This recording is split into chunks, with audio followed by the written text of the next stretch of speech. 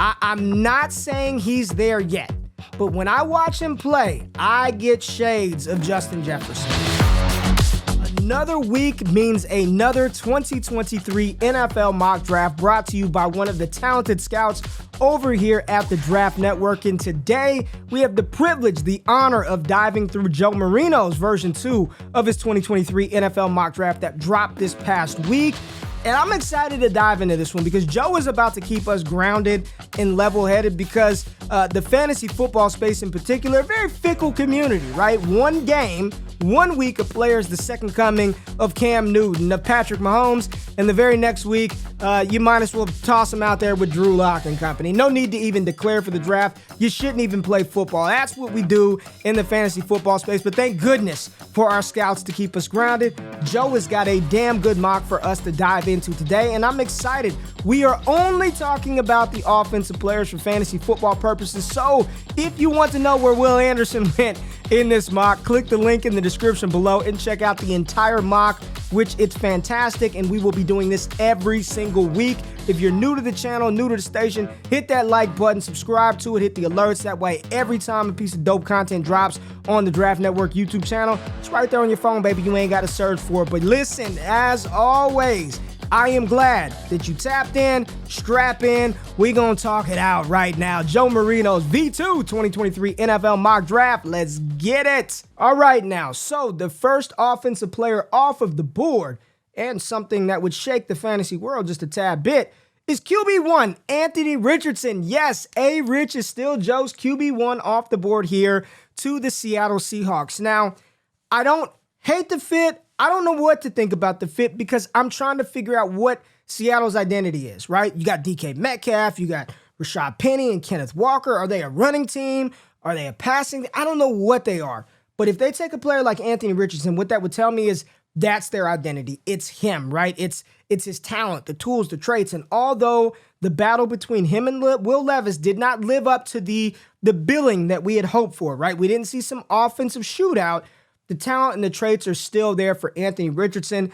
If he's the first quarterback off of the board to Seattle, I'm going to reserve what I would feel about him for fantasy purposes until I see where some of the other quarterbacks and running backs land in this mock. So let's just table Anthony Richardson right now to Seattle and see how the rest of this mock plays. At 5, Joe is still here, right? We've been talking about Will Levis to the Giants. It makes a ton of sense. We know the coach. We know who he had. You know, I went back and I watched every throw from Will Levis in that game versus Florida, and I walked away a lot more impressed than the box score would indicate, right? Barely threw for 200 yards. You see the rushing yard totals, the sacks that he took. Offensive line, terrible. They've got young wide receivers all over the place. Running backs are down to their second, third string running back. SEC leading rusher from last year, Chris Rodriguez, isn't in the building. But you look at what Will Levis was able to do in that game. He did have that deep bomb for the touchdown. I believe that was to Dane Key in that one. That was a fantastic throw. 60 yards in the air, flick of the wrist. He had got some drives going, some rhythm. We still have yet to see Will Levis utilize his legs as a weapon, but we know he can do that. He's tough as nails. He took some massive shots in that one, and he got up. He brushed his shoulders off, shook it off, and went back and got back under center. You see him operate under center in the shotgun. Listen, I love the talent, the tools, the traits. The Giants can use a guy, Will Levis in New York. I like it a little better than Anthony Richardson in Seattle, to be honest with you. Right now, Will Levis is in the running to be that QB1 for super flex purposes in fantasy football. But the Carolina Panthers, I think this is the furthest I've seen C.J. Stroud fall in one of our scouts' mocks. C.J. Stroud to the Carolina Panthers at number 6, and I vaguely remember a mock where Stroud was in the teens. That might have been my dog Keith Sanchez. I'm not sure. I don't want to put Keith on the spot. But right here at 6, the Carolina Panthers take C.J. Stroud. Love it. Christian McCaffrey, DJ Moore, get some other young players in there. I think that would be a really good fit for C.J. Stroud. I'm used to seeing Bryce Young mocked to Carolina, so I really like the flip up here for Joe. And you know, right now, Bryce Young looking like QB4 in this mock. We'll see if he throws anybody else in front of him. So I want to know what y'all think about that. Bryce Young, QB4 right now, according to this mock. I do love the fit of C.J. Stroud in Carolina with the Panthers. Really like that as a playmaker, as that point guard, as that distributor. Really like that fit for C.J. Stroud. Now, here we go. At number 8, there goes our man, Bryce Young. And I think the Detroit Lions, you guys, this is a damn good spot. I think this is a sneaky good spot with a young offensive line. You got playmakers on the outside. You've got a dynamic running back in DeAndre Swift. Jared Goff is who he is, right? He's fine, right? He's an average level quarterback. You get this point guard, right? This is like Chris Paul right here in Bryce Young. You get Chris Paul out there distributing the ball to DeAndre Swift, Amon-Ra St. Brown, J-Mo when he's healthy, TJ Hawkinson, bring in another guy. I think, Aaron Rodgers, Justin Fields, Kirk Cousins, watch out for these young Detroit Lions. You get Bryce Young in there, give him a couple of years, and I think he'd turn the Lions into a playoff caliber team. Love the skill set. Right now, still one of the top quarterbacks for me, and I love the fit here at 8 to the Detroit Lions. Let's scroll down a little bit because, man, I got to do it. I got to do it, baby. I got to do it. I'm not going to put it on, but fight on, damn it. Fight on. Jordan Addison. Joe has Jordan Addison, wide receiver from USC, going number 12 overall to the Tennessee Titans. I'm just going to say it. Myself, along with Damian Parson and Keith Sanchez, are going to be recording a video next week on Jordan Addison. I'm not saying he's there yet, but when I watch him play, I get shades of Justin Jefferson. The separation skills, the fluidity, his ball tracking ability, the sneaky speed, right? You just see him. You saw him versus Stanford versus one of the projected top cornerbacks, Kyer Blue Kelly, and he made him look bad a couple of times. Now, Kelly got him as well. There were some plays where he got hands on him, but Jordan Addison is just a separation specialist, right? The routes are good. He separates. He's got sure hands. He can work in traffic.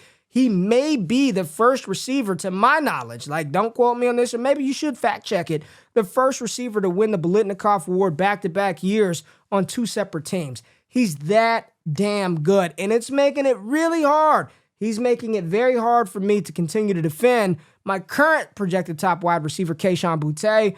Jordan Addison is just silky smooth. He's a separation artist. I love this. And in Tennessee, I'm a big Treylon Burks fan, but they need somebody else, right? Robert Woods is on the back 9 of his career. I like Kyle Phillips as a slot guy, but they need another dude, right? Treylon Burks and Jordan Addison with Malik Willis at quarterback in 2023 would be filthy. I like it a lot. Jordan Addison to Tennessee, really digging that one, Joe.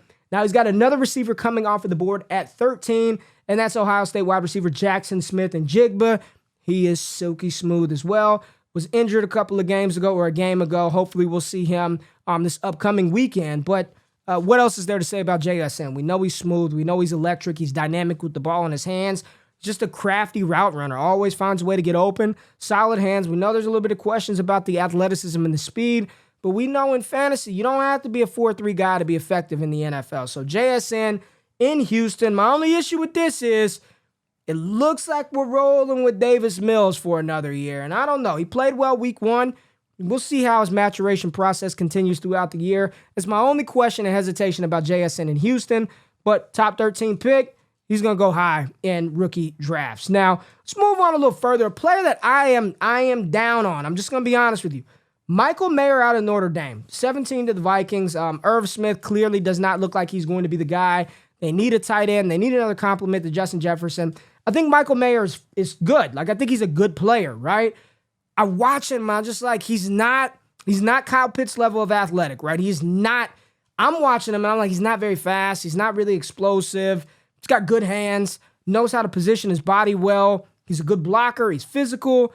It just looks slow. He just looks very slow. And we know that athleticism is one of those things in the NFL at the tight end position. Like, you need to be athletic, right? And I know a lot of people, when I tweeted that out, a lot of people say, well, Jason Witten, all he did was catch the ball and fall down. Y'all better go back. Y'all don't know how old you are, but when Jason Witten was coming out of Tennessee, ran a 4.7 at the combine, and he was always downfield with the Dallas Cowboys. He was not catch and fall right out the bag with Dallas. Like, when he got to older Jason Witten, yes, that's all he did was catch the ball and fall down.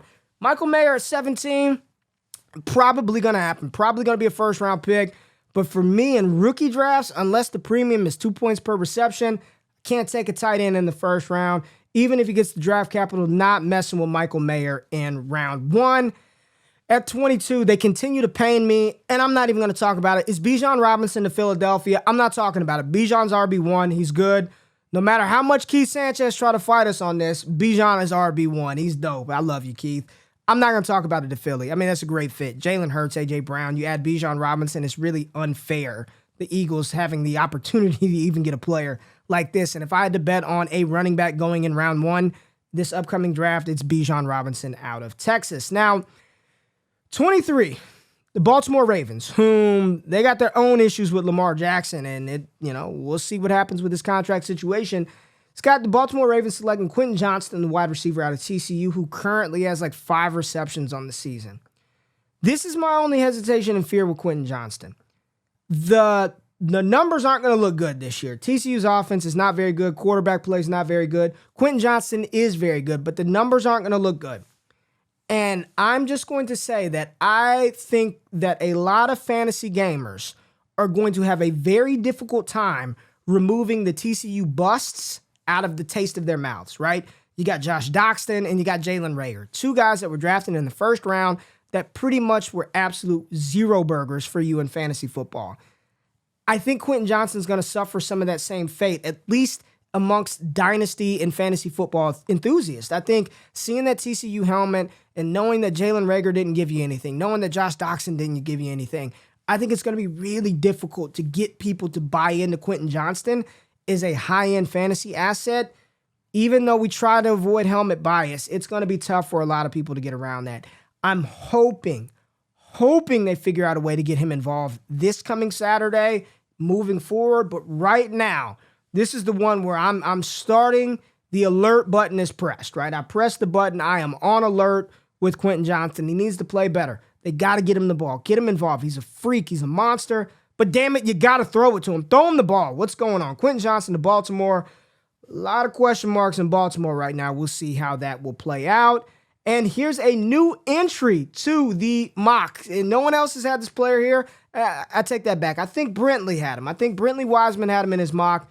But Darnell Washington getting a ton of buzz. Big tight end out of Georgia. 6'7", 260, 70 pounds. Athletic, can run.